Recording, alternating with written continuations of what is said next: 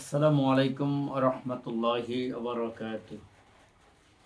আলহামদুলিল্লাহি রাব্বিল আলামিন ওয়াল আকিবাতু লিল মুত্তাকিন ওয়াসসালাতু ওয়াসসালামু আলা রাসূলিহিল কারীম ওয়া আলা আলিহি ওয়া আসহাবিহি আজমাইন। মহান আল্লাহ রাব্বুল আলামিনের দরবারে আমরা শুকরিয়া জ্ঞাপন করছি যে মহান মনিব আমাদেরকে আল্লাহ তাআলার অসংখ্য সৃষ্টির মধ্যে শ্রেষ্ঠ জীব আশরাফুল মাখলুকাত হিসেবে আল্লাহ তাআলা আমাদেরকে সৃষ্টি করেছেন। শুকরিয়া জ্ঞাপন করেছি আল্লাহ রাব্বুল আলামিনের দরবারে, যিনি আমাদেরকে নবীদের মধ্যে শ্রেষ্ঠ নবী রাসূল আকরাম সাল্লাল্লাহু আলাইহি সাল্লামের উম্মত হিসেবে আমাদেরকে কবুল করেছেন। আলহামদুলিল্লাহ।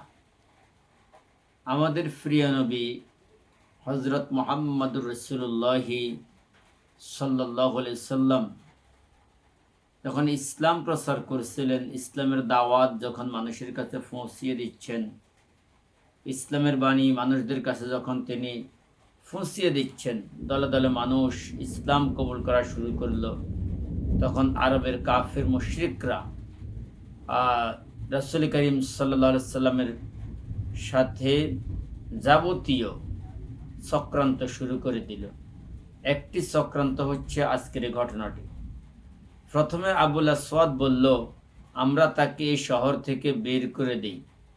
তাদের সংসদ ভবনের মধ্যে তারা এই সিদ্ধান্ত গ্রহণ করলো যে মুহাম্মদ সাল্লাল্লাহু আলাইহি সাল্লামকে আমরা আমাদের এই শহর অর্থাৎ মক্কা থেকে বের করে দেই, তারপর তার সাথে আমাদের আর কোনো সম্পর্ক থাকবে না, ফলে এই শহর পূর্বের অবস্থায় ফিরে আসবে। কিন্তু শায়েখ নজদি এই বলে বাদ সাধল, শহর থেকে বের করে দিলে সে কোনো আরব গোত্রে আশ্রয় নেবে এবং পরে তোমাদের উপর আবার আক্রমণ করে বসবে, তোমরা অন্য চিন্তা করো। তখন এই সংসদ ভবনে দারুন নদওয়াতে বসে তারা সিদ্ধান্ত গ্রহণ করলো। আবুল বখতারি বলল, তাকে লোহার শিকলে দিয়ে বেঁধে রাখো, তার উপর দরজা বন্ধ করে দাও, এভাবে না খেয়ে সে মারা যাওয়া পর্যন্ত অপেক্ষা করো। শায়েখ নজদি বলল, এভাবে তার খবর তার অনুসারীদের কাছে পৌঁছে যাবে, তারা তখন হামলা চালিয়ে তাকে মুক্ত করে নেবে, অন্য চিন্তা করো।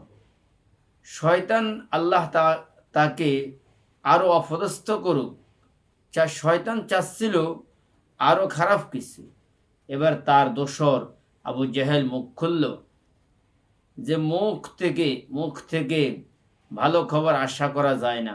সে বলল, আমার প্রস্তাব হলো প্রত্যেক গোত্র থেকে একজন করে সুঠাম দেহ বিশিষ্ট যুবক নির্বাচন করে তাদের হাতে ধারালো তলোয়ার দেওয়া হবে। তারা প্রত্যেকে একসঙ্গে তলোয়ার মেরে তাকে হত্যা করবে, অর্থাৎ মুহাম্মদ সাল্লাল্লাহু আলাইহি সাল্লামকে হত্যা করবে। নাউযুবিল্লাহি মিন যালিক। আর বনু আব্দ মানাফ সকলের সাথে যুদ্ধ করে পারবে না, তাই তারা দিতে রাজি হয়ে যাবে। তখন শায়েখ নজদি তার কথায় খুশি হয়ে বলল, এটি সবচেয়ে অগ্রগণ্য সিদ্ধান্ত, যা সমর্থনযোগ্য। এভাবে চক্রান্ত স্থির করার পর সবাই তা বাস্তবায়নে ব্যস্ত হয়ে পড়ল। রাসূল করিম সাল্লাল্লাহু আলাইহি সাল্লামের কাছে আল্লাহ তাআলা জিবরাইল আলাইহিস সালামের মাধ্যমে এই খবরটা জানিয়ে দিয়েছেন। কোরআন শরীফে আল্লাহ তাআলা এই বিষয়টা নিয়ে আলোচনাও করেছেন। রাসূল করিম সাল্লাল্লাহু আলাইহি সাল্লামের দাওয়াতি কাজ বন্ধ করতে না পেরে মক্কার পাপিষ্ঠ এই সমস্ত মানুষগুলো ইতিহাসের সবচেয়ে ভয়াবহ সিদ্ধান্ত গ্রহণ করে। এমনই সময় হযরত জিবরাইল আলাইহিস সালাম মহান প্রভুর বাণী নিয়ে তার সম্মুখে উপস্থিত হয়ে কুরাইশদের ষড়যন্ত্রের কথা জানিয়ে দিলেন। তিনি বললেন, আপনার প্রভু মক্কা থেকে হিজরতের অনুমতি প্রদান করেছেন আপনাকে। জিবরাইল আলাইহিস সালাম তাকে হিজরতের সময় নির্ধারণ করে দেন এবং কুরাইশদের কিভাবে প্রতিহত করতে হবে তাও বলে দেন। এই কথাও বলে দেন যে আপনি আজ রাতে আপনার শয্যায় শয়ন করবেন না। হিজরতের নির্দেশ প্রাপ্ত হয়ে রাসূল করিম সাল্লাল্লাহু আলাইহি সাল্লাম ঠিক দুপুরে লোকজন যখন বাড়িতে বিশ্রাম নেয় তখন আবু বকর সিদ্দিক রাদিয়াল্লাহু তাআলা এর গৃহে তাশরিফ এনে তাকে হিজরতের আদেশের কথা জানান। অতঃপর হিজরতের সময় নির্ধারণ করে রাসূল করিম সাল্লাল্লাহু আলাইহি সাল্লাম নিজ গৃহে প্রত্যাবর্তন করেন এবং রাতের অপেক্ষা করেছিলেন।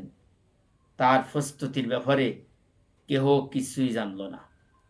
সম্মানিত ভিউয়ার্স, রাসূল করিম সাল্লাল্লাহু আলাইহি সাল্লাম এই রাত্রেই হিজরতের উদ্দেশ্যে নিজের গৃহ মক্কা থেকে হিজরত করে তিনি মদিনার উদ্দেশ্যে পাড়ি জমান। প্রিয় উপস্থিতি, কুরাইশরা যোগশ্রেষ্ঠ কাফের মুশরিক হয়ে তারা রাসূল করিম সাল্লাল্লাহু আলাইহি সাল্লামের ব্যাপারে এই তিনটা সিদ্ধান্ত গ্রহণ করেছিল। তারা সবশেষ যে সিদ্ধান্ত গ্রহণ করেছিল তা হচ্ছে মুহাম্মদ সাল্লাল্লাহু আলাইহি সাল্লামকে তারা দুনিয়া থেকে বিদায় করে দিবে।